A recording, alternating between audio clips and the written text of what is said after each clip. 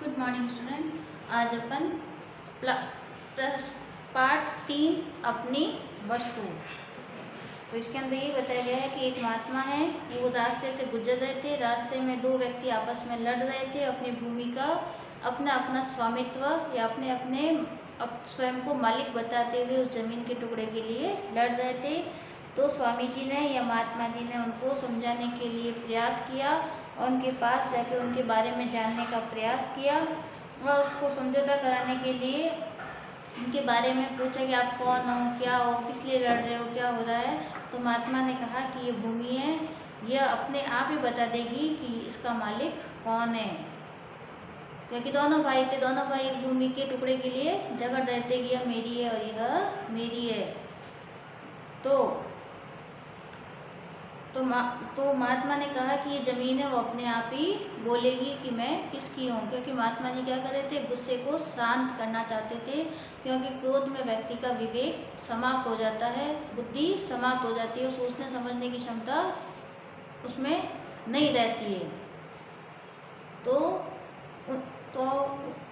तब उन्होंने कहा कि तुम अपने अपने घर से क्या लेके आओ, खाना लेके आओ। फिर खाना लेके आते हैं, फिर तीनों मिलकर मिल बांट कर खाना खाते हैं और खाना खाने के बाद उनका क्रोध शांत हो जाता है और वे आपस में बातें करने लगते हैं। तब महात्मा जी आगे बताते हैं।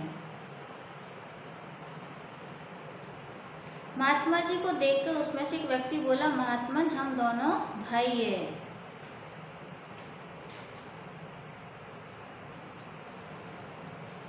अब देखेंगे, महात्मा जी ने कहा हम इस भूमि से पूछकर क्या इसका निर्णय करते हैं।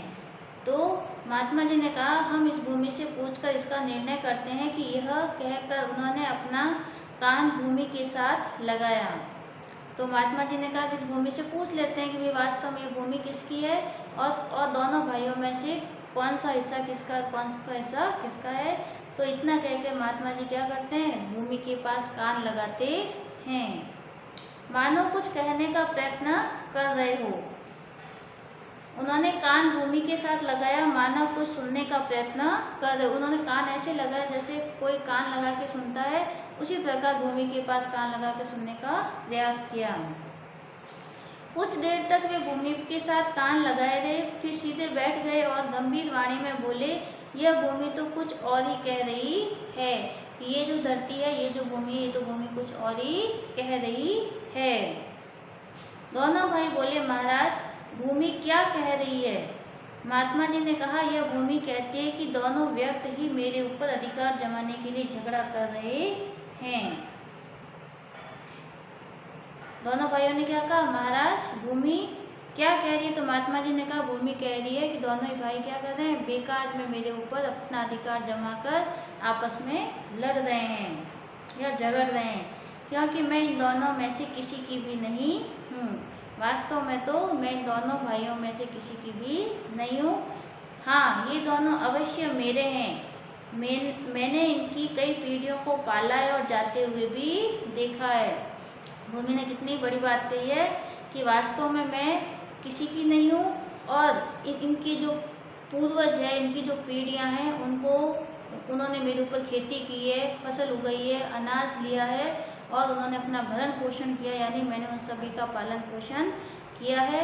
और कई पीढ़ियाँ यहाँ पर काम कर चुकी हैं और करके चली गई, यानी उनकी मृत्यु भी हो गई और उनके जो वंशज है फिर वो खेती करते हैं और फिर वो चले जाते हैं और पीढ़ी दर पीढ़ी यहाँ पर खेती करते रहते हैं। भूमि किसी की नहीं होती है। तो कहने का मतलब यही है कि यहाँ पे जो व्यक्ति जन्म लेता है वो यहाँ पर आता है, अपने कार्य करता और वापस चला जाता है, जमीन वहीं की वहीं रह जाती है। तो भूमि भी यही कहना चाहती है कि ये भूमि क्या है, इन दोनों में से किसी की नहीं है। इनके पूर्वजों ने यहाँ पर खेती की, उन्होंने अपना भरण पोषण करा, उन्होंने अपनी अगली पीढ़ी को यह कार्य सौंपा, उन्होंने किया। अब ये दोनों कर रहे हैं। तो कई पीढ़ियाँ आई और कई चली गई और मैंने आते और जाते हुए लोगों को भी देखा है। यानी जन्म लेते हैं, काम करते हैं और फिर मृत्यु को प्राप्त हो जाते हैं और भूमि स्थायी रहती है। महात्मा जी की बात सुनकर दोनों भाई बड़े लज्जित हुए और महात्मा जी के चरणों में गिर पड़े। लज्जित यानी शर्मिंदा हुए। हम एक छोटी सी बात के लिए जो हमारी है ही नहीं उसके लिए हम उसके ऊपर अधिकार करके आपस में झगड़ रहे हैं, तो शर्मिंदा होकर उनके चरणों में गिर पड़े। महात्मा जी ने लोहा गर्म देखकर चोट की और उन्हें समझाते हुए कहा, जब लोहा गर्म होता है उस पर चोट करते हैं तो लोहा क्या करता है, आकार में बदल जाता है, एक निश्चित आकार प्रकार में बदल जाता है। अगर लोहा ठंडे लोहे पे ऊपर हथौड़ा मारेगा तो उसमें कोई परिवर्तन नहीं होगा। उसी लोहे को गर्म कर लेगा आग के अंदर और उसके ऊपर अगर चोट मारेगा तो वह कुल्हाड़ी बना सकता है, कोई भी हथियार बना सकता है, कोई भी कुदाल बना सकता है, कुछ भी उसको आकार दे सकता है। तनिक विचार करो, जिस भूमि के लिए तुम लोग आपस में झगड़ा कर रहे हो, क्या वह आज तक किसी की बनी है? कि जिस जमीन के लिए आप लोग आपस में झगड़ा कर रहे हो कि वह जमीन किसी के लिए आजीवन या मरने के बाद भी वह उसके साथ बनी है?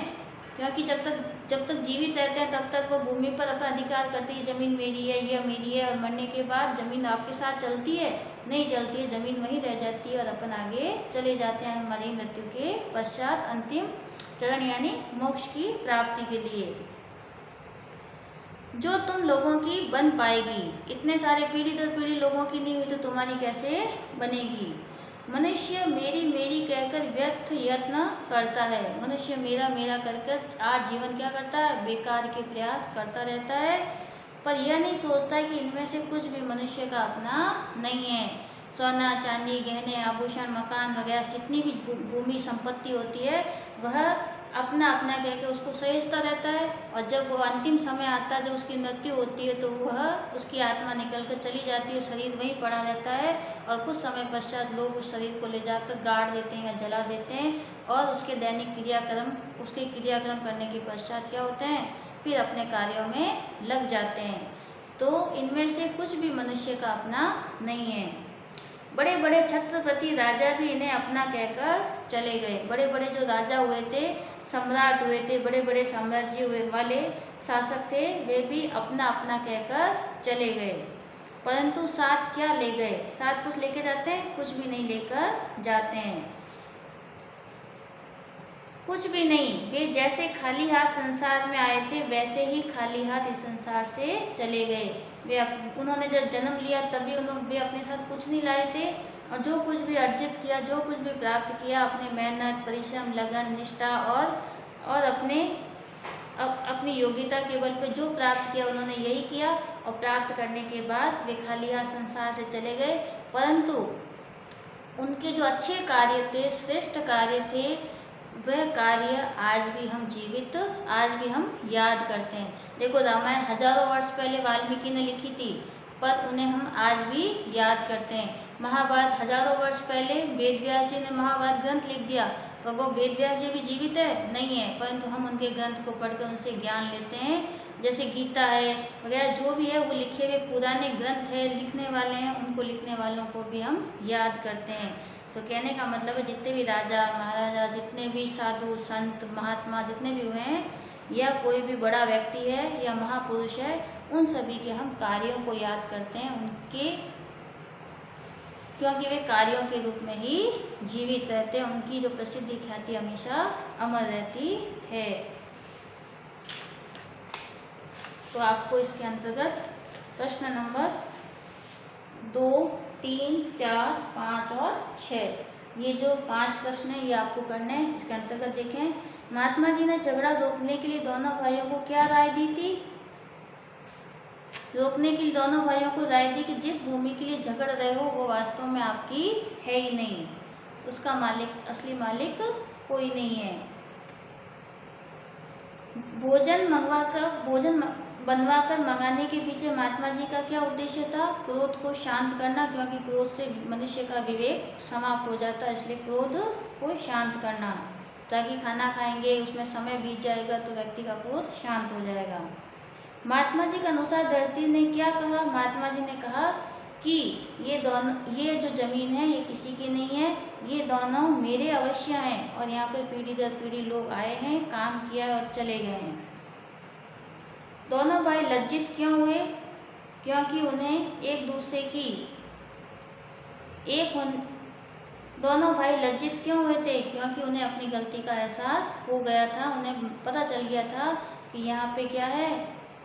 उनको शांत हुआ तब उन्हें पता चला और महात्मा जी ने ज्ञान दिया था कि भूमि पर अपन सिर्फ क्या है, काम करने के लिए हैं और ये भूमि अपनी नहीं है। यहाँ पे तो सिर्फ कर्म करके ही हम इस पर फसल उगाकर अपने कार्य कर सकते हैं।